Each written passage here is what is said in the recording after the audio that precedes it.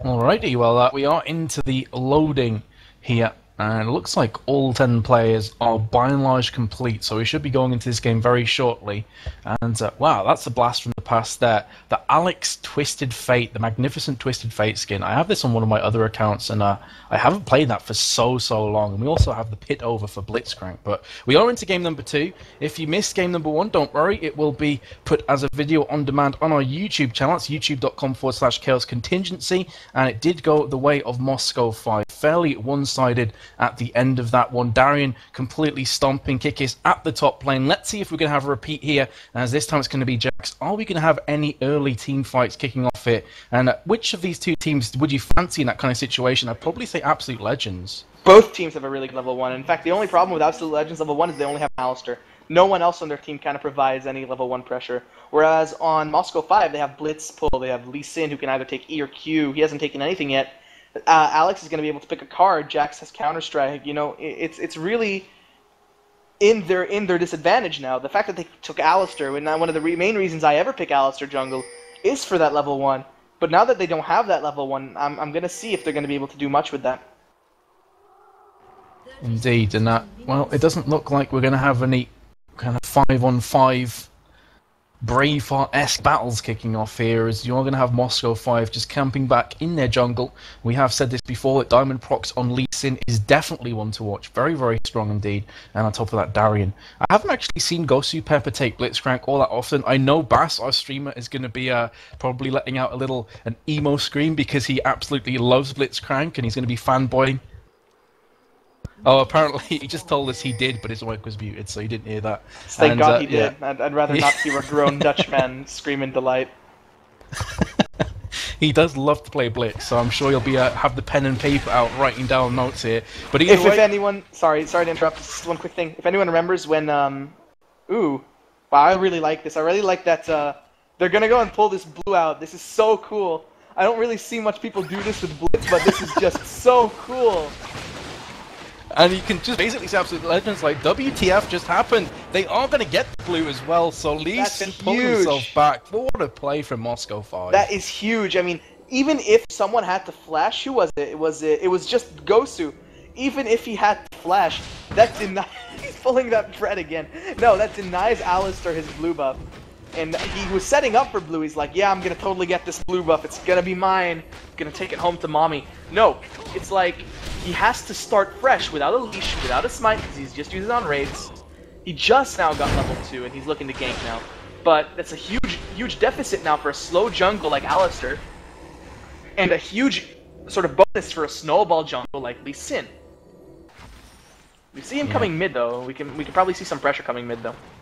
Yeah, I think Veggie is going to try and counteract in the only way he knows how, and that's aggression. But he needs to pick his spots here because Lee Sin has double buff. He's on the Wraiths right now. Here comes Alistair from the side onto Alex. He is going to flash, gets the headbutt off, and the Wall of Pain comes down. Here comes the retaliation, though. Gold card onto Alex, onto Veggie, sorry, and Lee Sin trying the Q. This could be a very dead Alistair. First blood for Lee Sin. So they have managed to steal that blue buff from Alistair and obtain the first blood on him, and that gank really backfired there. He'd already burnt his flash to try and secure the first blood for Karthus, and he ends up actually getting taken down himself. Now Lee Sin's going to go and steal his red. Wow, this is painful. This is just ridiculous, and there's not a dang thing that Warwick can do about it. There's not a dang thing that Karthus can do about it. I mean, they're kind of hitting their heads with stones here because they can't do anything, and Lee Sin has just got free reign over the jungle. All because of that early blue steal and a failed gank from Alistair here. And this is going to leave Edgy in all kinds of problems. He is already 2 levels behind Lee Sin. Lee Sin with double buff has stole his red, stole his blue. And Darian, just Darian. Yeah, Darian is just going to rub salt in the wounds there. Just going to be peeking around that corner where the golems are. Alistair's going to have to pull himself back again, so he didn't get that second golem. And Kikis, slightly too late to the party there. Darian is going to be pop off that Counter-Strike. Doesn't manage to land it onto Warwick, though. But again, I mean, it's quite painful for Absolute Legends here. Veggie is going to be playing catch-up the entire game now. Yeah, now Diamond Rock's picking up his own blue, so that'll come up at 9:30. TF not really the most blue-dependent mid, but You know, I think Diamond just wants to further his advantage by taking as much experience as possible. Alex is really farming hard this mid lane. Oh, Darian could be going down though, because here comes Alistair trying their best to bring him back into this game. The Blood Scent has been popped off. Warwick will flash in to secure the kill there. So Darian has been taken out there early on, and Alistair will be picking up that assist. So a slight comeback, and yeah, brilliant play.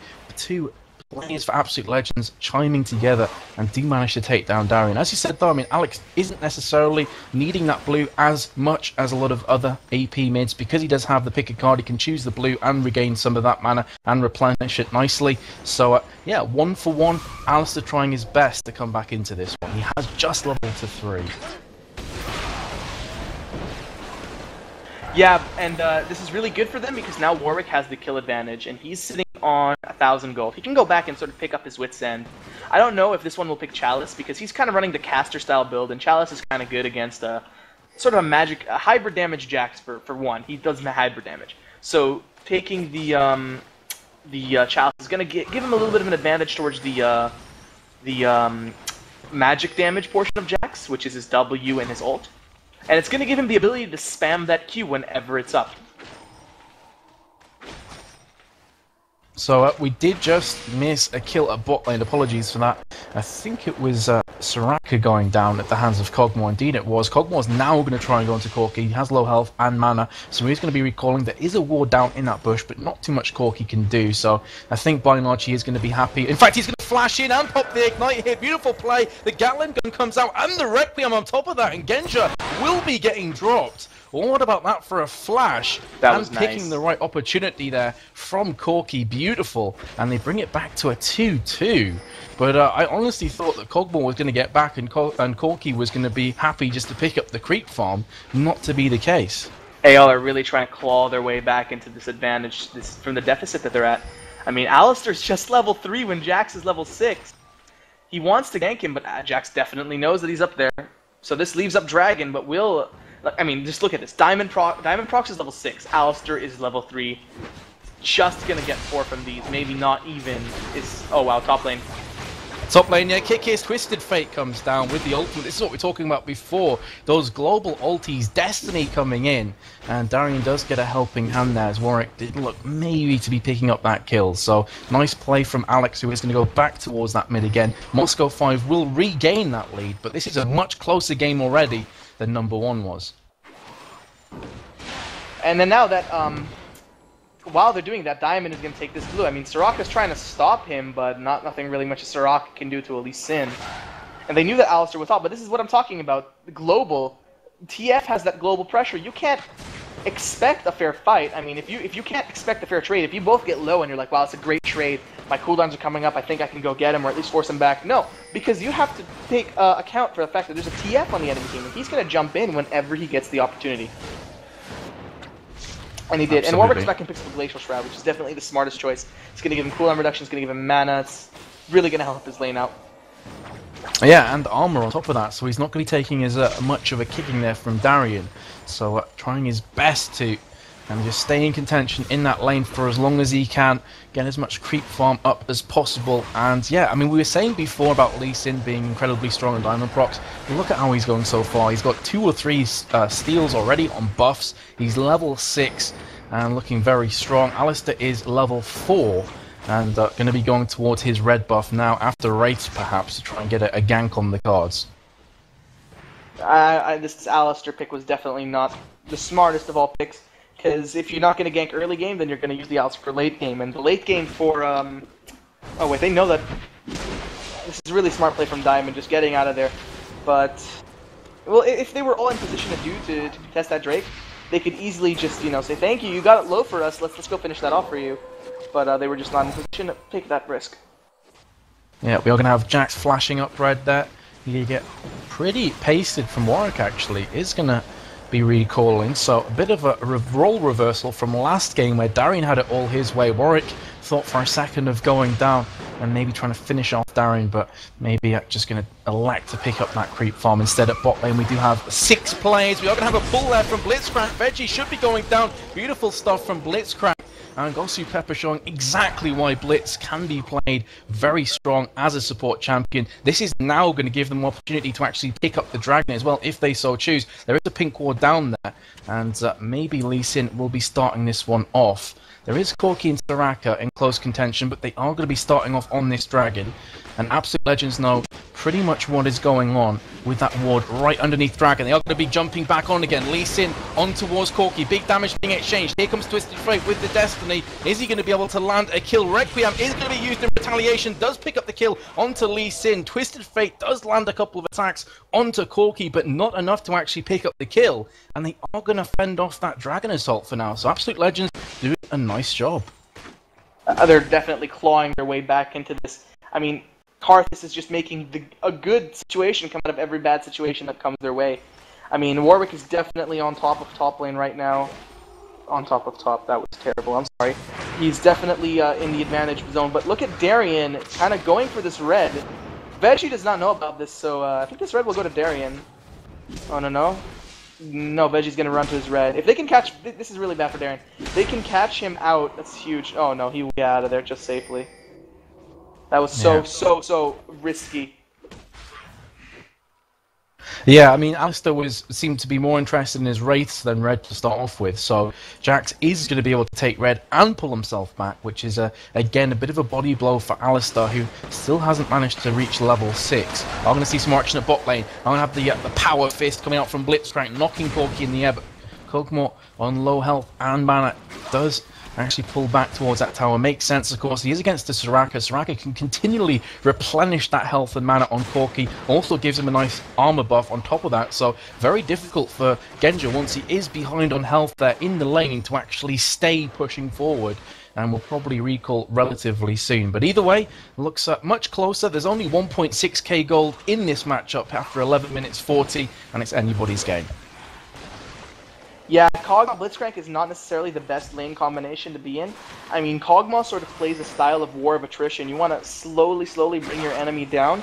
But Blitzcrank, excuse me, Blitzcrank plays an all-in, and then you don't really see all-ins coming from a Kog'Maw. Oh, that pull.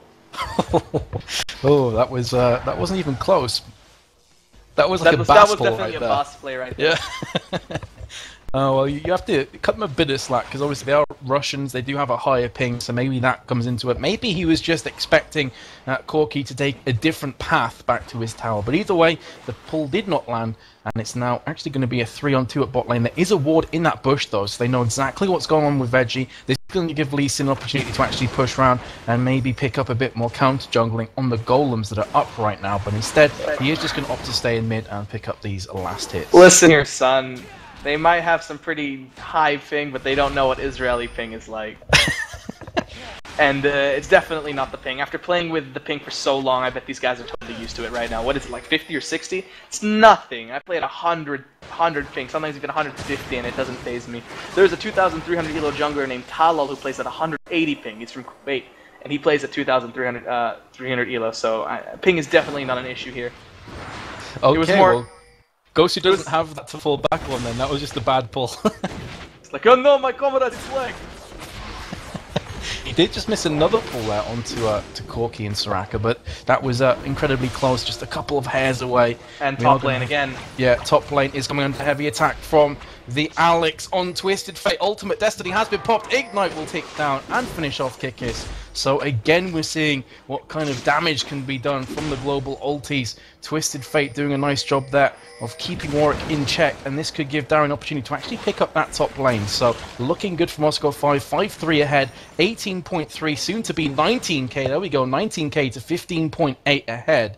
But Dragon hasn't actually been downed yet. We could have a gank in mid, as here comes Lee Sin. Twisted Fate from the Wraiths will land the gold card. Do they have enough damage to pick up Kelliver here, who's going to try and pull themselves back? They definitely are. Dragon Kick comes out there, and the flash from Karthus through onto the Wraiths. But Twisted Fate will get the last hit and pick up that kill. Karthus so definitely trying to pick up the Wraiths, but it's not going to work.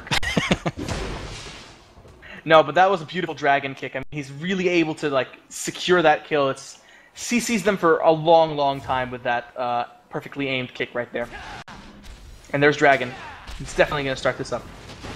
Yes, but he will. Again, top lane, that TF has been responsible for 2 of Kikis' deaths, and the only deaths that Kikis ever had. I mean, he was going in a really good trade with Darien there, and he got him under the tower, he got him low. Kikis himself was low, but Darien would actually have died if TF hadn't intervened in that fight there. He managed to ult him under the turret before TF showed up. Yeah, so again, I mean, just Twisted Fate really kind of picking apart that Warwick, who currently has the Glacial Shroud, as we said before, the Chain Vest on top of that, but nothing else really to add to that build.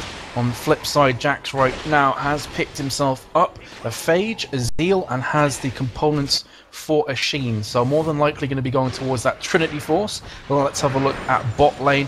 Corki looking to go the Trinity Force route as well. He's picked up the Sheen and 3 Doran's Blaze to start off with. Twisted Fate has popped his ultimate, going to have another gank at top lane. This is going to be Kikis potentially going down. Alistair is coming from the side though. Headbutt and Pulverize, is it enough to save Kikis? No, it's not, as a Grandmaster's Might will proc and absolutely smashes Warwick. Alistair tried his best, Veggie trying to come to the rescue of his teammate, but not going to work out. And if, surprise, surprise, Twisted Fate going to be interacting in that top lane once again. Poor execution by Veggie, in my opinion. I mean, you only use the headbutt pulve if you want to engage on something.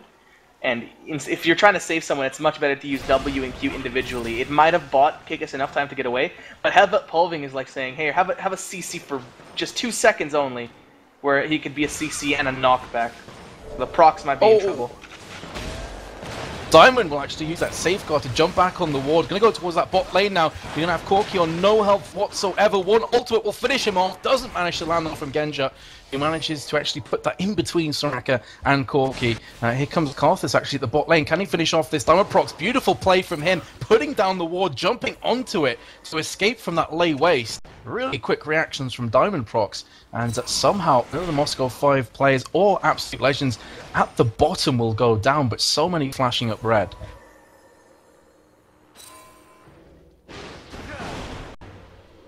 Yeah, that's exactly what Diamond Proc is known for. It's essential mechanical skill that most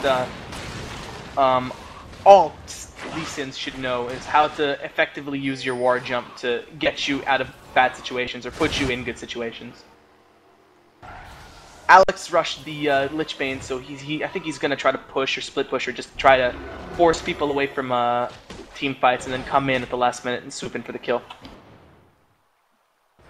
Yep, so we are going to have a 7-for-4 scoreline. Moscow 5 are ahead by about 6k gold. And here comes the Twisted Fate once again, this time onto Corki. He does land the gold card. Here comes the counter-strike from Jax as well. And Corki did not know what hit him. 2 stuns coming down. And he will just vanish into thin air. Easy kill in the end. Karthus is now in a precarious position behind enemy lines. He's going to be going back in towards the jungle, towards bot lane. Maybe going to juke out long enough to get the recall. But here comes Gosu Pepper from the side. He is going to come head-to-head with Kelova. Gets the punch up into the air. Where's the cavalry? It's going to come in the form of Diamond Procs and Alex from the side. The Genja ultimate does fire. Nice ooze, actually, from Genja to pull back the Kelova from Blitzcrank. And Cogmore will pick that one up. Karthus was in a world of pain, and he has been put out of his misery. Yep. We talked about global pressure, and like Jax had some global pressure there. He man dropped from the sky if no one noticed. No, I'm just joking there. But really good, effective use of global pressure. They're picking up kills all over the map, and that's exactly what M5 wants, especially with this Kog'Maw doing so much damage in bot lane. I do not expect Kog'Maw to essentially roll a Corki so hard. Especially since Corki is such a great mid lane, mid game champion. Yeah, and that Kog'Maw is currently 125 creep score to Corki's 133. Kog'Maw has the Phantom Dancer finished off, which is going to be such a nice item for him. And Corki on the other side has the Sheen and just the Longsword. How much gold does he have? About 820. Are going to have the 280 carries bumping heads once again. Valkyrie has been utilized just to pull himself back out of harm's way. Now going to be firing on towards that Gosu Pepper. They do have the ward in the bush. We saw this earlier where Corki actually flashed in and tagged Kog'Maw with Karthus finishing it off with Requiem. So I'm only planting that same ward, but if Gosu Pepper can get this pull off, maybe there's a kill on the case though, and looks like we are just going to have that farming frenzy once again. Doesn't look like there's going to be any action kicking off for the next few seconds at least. You might just be wrong since Kikis is moving up the... Oh wait, now they know that Kikis is there. I don't think Alex realized, but... Oh wow, that pull. Twisted Fate's ultimate does come in, and the pull from Blitzcrank. Kikis is now in all kinds of troubles as Lee Sin has landed his Q, knocking him back with the kick. Kikis is going to get dropped from Twisted Fate, who goes unstoppable. And Moscow 5 clean house at the bot lane. Only Corki survives, and he will be recalling back towards spawn. You can see the pings going down from Moscow 5 on that blue buff. Going to go ahead and ward it. Probably going to steal it when it comes up. And looking very strong once again. And really, you know, Alistair hasn't played a great deal of a role in this game. We are going to have Jax going towards Carthus. Look at that damage coming out from him. Kellerman's going to get dropped in a heartbeat. And he does have the Defile now coming out from Carthus with the Death Defied. Ultimate pop from Veggie. I don't think he's going to be able to get away there. The pull comes in from Blitzcrank. He tries to flash through the wall, but just delays the inevitable. As Jax will pick up his second. And he is looking so strong. 3-1-3. Twisted Fate 5-0-5. And this is why you ban Jax. This is why you ban Jax. Because he just needs that one item, and he just goes absolutely mental. And then there's the surrender votes. This time an 11k, and Salaver pulling a diamond procs there. Leaving before the end of the game. Well, I mean, the first 5 to 10 minutes were relatively close. It wasn't really a landslide, but as soon as Jax and Twisted Fate started to focus down Kikis at top lane, I mean, Twisted Fate finished with 5-0, Jax with 3-1, and Jax had already finished off his Trinity Force, had a Giant's Belt as well, and Twisted Fate had the Lich Bane completed, so incredible damage coming out from them two, and it was only a matter of time before that surrender vote came in. So Moscow 5 will be progressing through to the next stages here. They take it 2-0 in this best of 3 against absolute legends. I think we have another game coming up a tiny bit later on, Bass. Can you just tell me the time so I can let the guys know?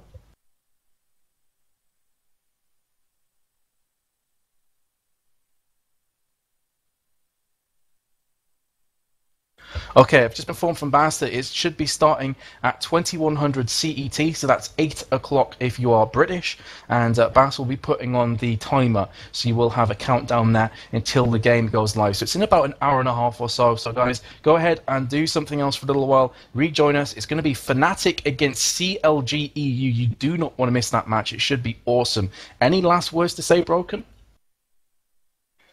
Luke, I am your father. Okay, that worked well. Maybe yeah. I'll learn the song that you guys wanted me to sing, and then I'll sing it. Because I'm a giver. No, okay, so I had a good time. Those were some definite good games. Moscow 5 really showed why they're considered the best of Europe, and that they know the snowball meta inside and out. It was a clinical effort there from Moscow 5, but yeah, rejoin myself and Broken Shard in an hour and a half for Fnatic against CLG EU, and we'll see you then. Take care.